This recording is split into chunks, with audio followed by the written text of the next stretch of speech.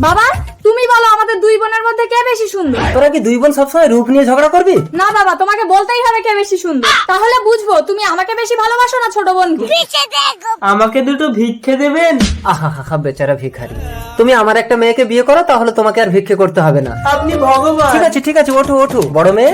অসম্ভব, তুমি ভাবলে কি করে বাবা একটা জঘন্য নোংরা ভিখারিকে আমি বিয়ে করব? আমি চাকরিওয়ালা ছেলে ছাড়া বিয়ে করব না। দাঁড়াও বাবা, ছোট মেয়ে। বাবা তুমি যাকে পছন্দ করে আমাকে বিয়ে দেবে আমি তাকেই বিয়ে করব।